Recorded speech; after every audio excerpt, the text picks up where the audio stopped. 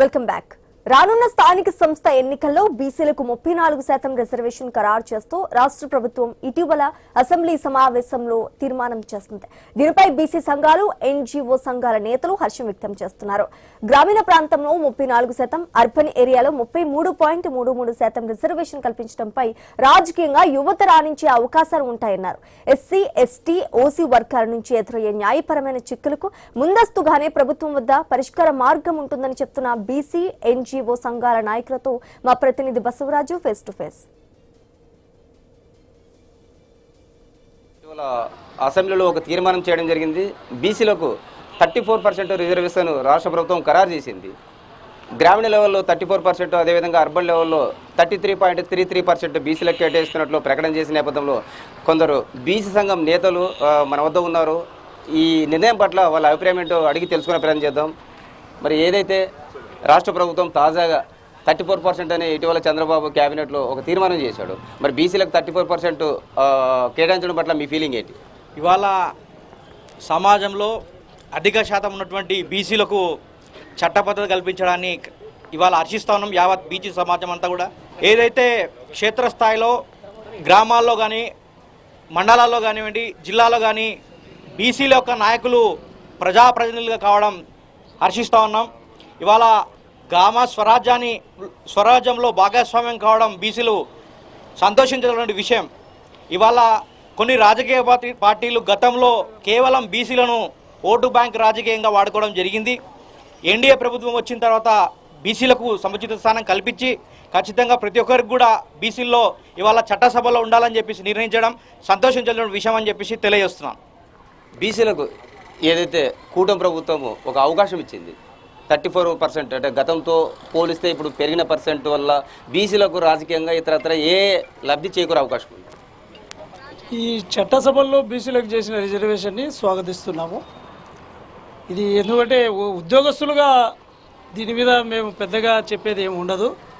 ఏ విధంగా అయితేనేమి బీసీలకు ఈ అవకాశాన్ని కల్పిస్తున్నటువంటి ప్రభుత్వానికి ప్రభుత్వోద్యోగుల తరఫున ధన్యవాదాలు తెలియజేస్తున్నాము. 34% కేటాయించడం మూలంగా లేదా సుప్రీంకోర్టు గైడ్లైన్స్ ప్రకారం రిజర్వేషన్ మొత్తం 50% లోపల ఉండాలి. మరి బీసీలకు 34 చేయడం వల్ల రిజర్వేషన్ 55 నుంచి 60 పెరుగుతుందంటారు. మరి న్యాయపరమైన చిక్కులు ఏమన్నా తలెత్తే ప్రమాదం ఉందా? అలాంటి ప్రమాదాలు ఏమి ఉండవు.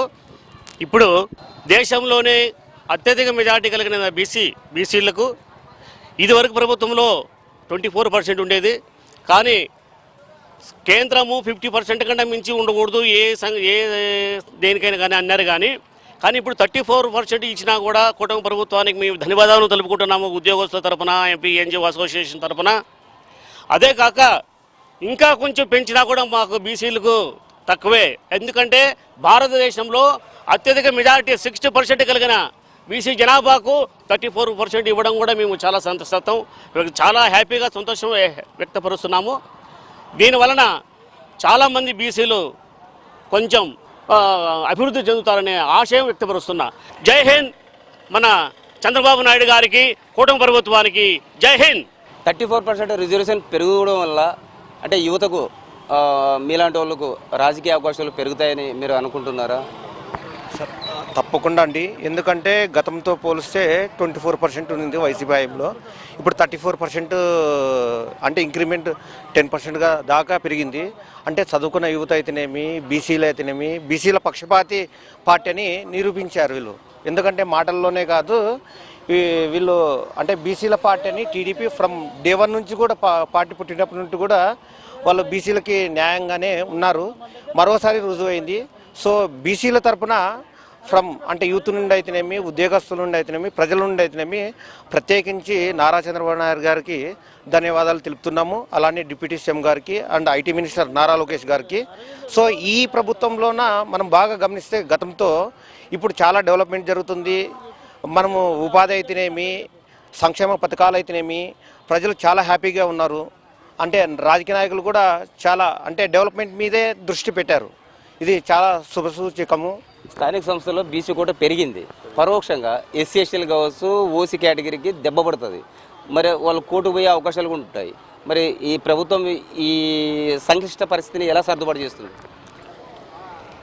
ఏపీ ఎన్జీఓస్ అసోసియేషన్ కర్నూలు జిల్లా సంఘ పక్షాన తెలియజేయనిది ఏమనగా దేశ జనాభాలోన 60% ఉన్న బీసీ మైనారిటీలకు సంబంధించి ఈరోజు ఆంధ్రప్రదేశ్ రాష్ట్ర ప్రభుత్వం మరి 24 నుంచి 34% పెంచడం హర్షించదగిన విషయం. అయితే మీరు చెప్పినట్లు ఇది న్యాయ చిక్కులు ఏదో ఎదురవుతుందని మీరు చెప్తున్నారు. అయితే దాన్ని ప్రభుత్వము మరి లీగల్గా మరి ఏదో రూపంలో ఆలోచన చేసి మరి ప్రధానమంత్రి గారు మరి రాష్ట్ర ముఖ్యమంత్రి గౌరవనీయులు సీఎం గారు మరి దాన్ని ఏ విధంగా ముందుకు పోవాలనేది వాళ్ళు ఆలోచన చేయందే ఈ 34% ఇవ్వరని మేము అనుకుంటున్నాము.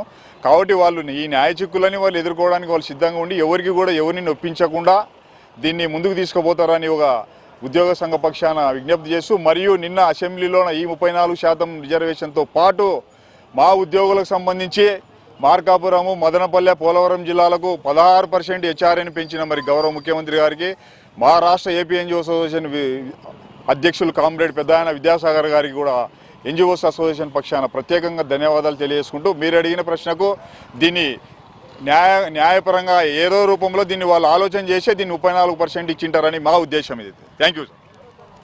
స్థానిక సంస్థలో బీసీలకు 34% స్వాగతిస్తున్నాం, హర్షణీయ అంశమని చెప్తా ఉన్నారు. అదేవిధంగా పెంచిన ఏదైతే రిజర్వేషన్ శాతం మూలంగా ఒకవేళ ఎస్సీ ఎస్టీలో లేదా ఓసీలకు ఇబ్బంది కలిగినట్లయితే అంటే న్యాయపరమైన చిక్కులు ఏ విధంగా పరిష్కరించాలో అలాంటి ఆలోచన చేసి ముందస్తు ప్రణాళికతోనే ప్రభుత్వం ఈ అంశాన్ని తెరపైకి తెచ్చినట్లు వాళ్ళు చెప్తా ఉన్నారు. దీనివల్ల ఏదైతే రాజకీయంగా యువతి యువకులకు అవకాశాలు ఎక్కువగా ఉండే అవకాశం ఉందని చెప్తున్న పరిస్థితి. కెమెరా పర్సన్ బాబు